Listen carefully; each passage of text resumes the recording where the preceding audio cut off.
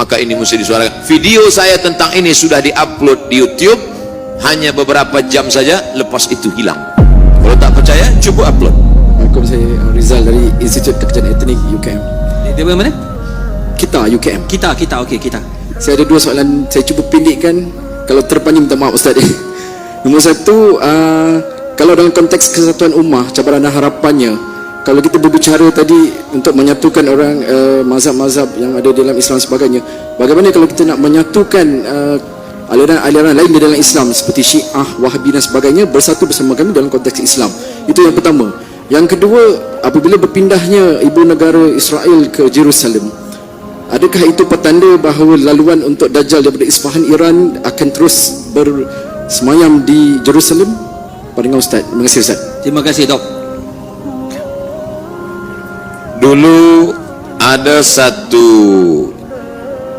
subjek di Al-Azhar namanya At-Tayyarat Al-Fikriyah Al-Mu'asirah, aliran-aliran pemikiran kontemporer dalam Islam, mengkaji satu masalah bahwa Israel tetap melakukan 5 hal untuk menunggu Mesias, juru selamat yang mereka tunggu-tunggu sampai hari ini. Karena menurut mereka juru selamat itu belum turun sampai hari ini.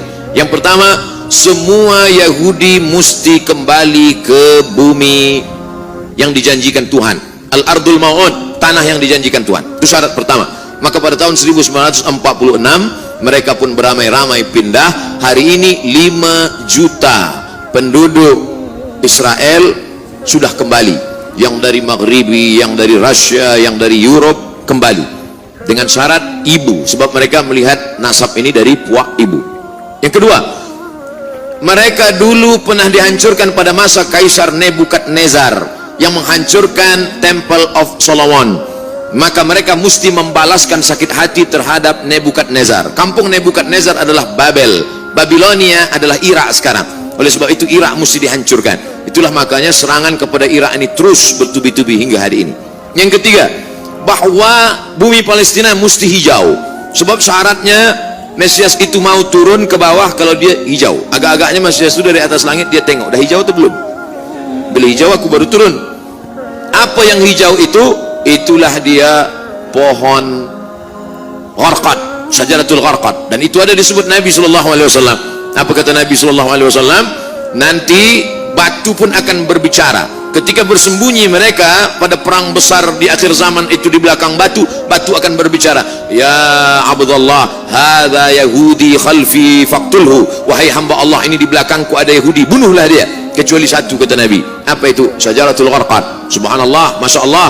Bila kita sampai nanti, saya sampai ke satu kota yang dibelah menjadi 2, sebelah punya Mesir, sebelah lagi diambil oleh Israel. Saya tengok dengan mata kepala saya sendiri, pohon-pohon gharqad mereka tanam menghijau seperti pokok pines. Lalu kemudian yang kelima, bahwa mereka mesti menguasai yang pernah dikuasai oleh Sulaiman dulu. Maka itu disebut dengan Great Israelian, Israel Raya, Israel besar. Mana batasnya? Dari 2 sungai, dari sungai Nil di Afrika hingga ke sungai Efrat di Irak. Maka batas negara mereka itu adalah 2 sungai. Maka dalam bendera dia dibuat ada bintang David, lalu segi 6, lalu di atasnya ada garis warna biru, di bawah ada biru. Yang di atas biru itu sungai Nil, yang di bawah biru itu adalah sungai Efrat. Maknanya kerajaan mereka dari Nil hingga ke Efrat. Yang kelima, kalau nanti mereka berkuasa di dunia, maka selain daripada mereka akan menjadi ghaim. Ghaim itu adalah keledai tunggangan, yang bukan dia akan menjadi ghaim. Siapa dia? Maka mereka tidak mengajak orang luar kepada agama dia, sebab dia adalah agama sekaligus nation. Beza dengan kita, kita Melayu tapi bukan agama. Beza dengan mereka, mereka adalah Yahudi sekaligus sebagai agama. Maka yang bukan mereka, bukan golongan mereka akan menjadi ghaib, keledai tangan. Itulah yang terjadi saat ini. Maka ini mesti disuarakan. Video saya tentang ini sudah diupload di YouTube, hanya beberapa jam saja, lepas itu hilang. Kalau tak percaya, coba upload. Mungkinkah Sunni dan Syiah bersatu? Yang menjawab ini Syekh Yusuf Al-Qaradawi. Maka dibuatlah yang disebut dengan at-taqrib bainal madzahib. At-taqrib, pendekatan, karena sudah jauh betul, ini Sunni, ini Syiah. Akhirnya dibuatlah dialog bernama at-taqrib bainal madzahib, mendekatkan mazhab. Tapi itu pada masa Syekhul Azhar Mahmud Saltun. Berlanjutlah kepada Syekh Yusuf Qardawi. Kata Syekh Yusuf Al-Qardawi, akhirnya saya tak sanggup. Kenapa? Mereka mengajak takrib bainal madzahib, tapi sebenarnya mereka sedang melakukan tasyyi'us sunnah, mensyiahkan ahli sunnah. Di mana letak perbezaan kita dengan mereka? 5. Yang pertama, mereka berkata selepas Nabi SAW meninggal, dunia ini dipimpin oleh Sayyidina Ali. Ali meninggal dipimpin oleh Sayyidina Al-Hasan. Hasan meninggal dipimpin oleh Sayyidina Al-Husain. Husain meninggal dipimpin oleh Ali Zainal Abidin. Ali Zainal Abidin meninggal dipimpin oleh Muhammad Al-Baqir. Muhammad Al-Baqir meninggal dipimpin oleh Ja'far Shadiq. Ja'far Shadiq meninggal oleh Musa Al-Kazim. Musa Al-Kazim meninggal oleh, terus sampai ke bawah, imam yang 12. Imam yang ke-12 sedang bersembunyi sekarang, belum keluar. Sementara imam 12 ini belum keluar, dunia dipimpin oleh wilayatul faqih yang sekarang dipimpin oleh Khamenei. Siapa yang tidak mengakui ini maka kafir. Itulah yang menyebabkan dia keluar daripada Ahlus Sunnah, karena Ahlus Sunnah tidak boleh takfir, mengkafirkan orang, sedangkan dia mengkafirkan kita. 2. Selepas Nabi SAW meninggal dunia, maka ada wasiat kepada Sayyidina Ali. Maka orang yang mengambil wasiat membatalkan wasiat itu berarti kafir.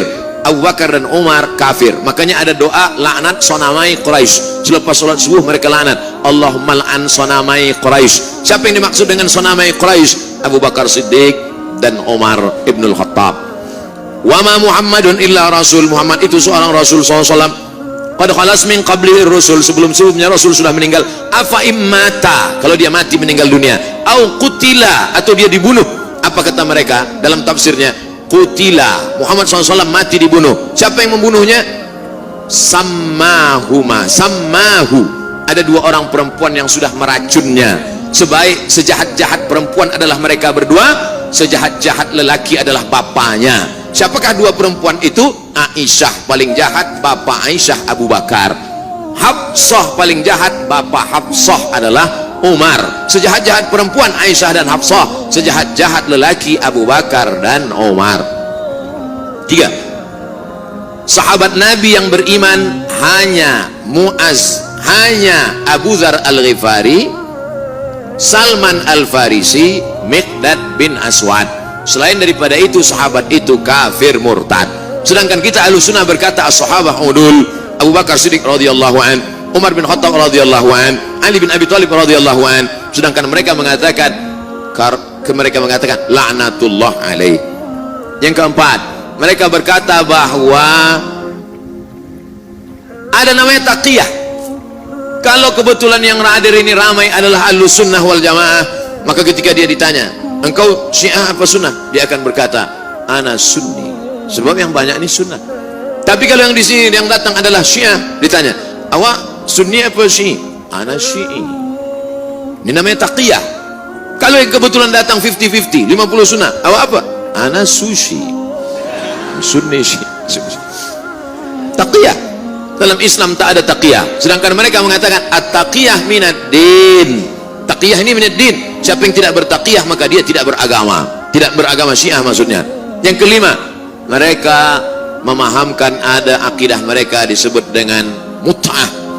Hari ini mut'ah luar biasa. Berapa banyak orang terkena penyakit. Seorang dokter medikal di Bandung, dia buat dalam buku, dia tulis buku itu.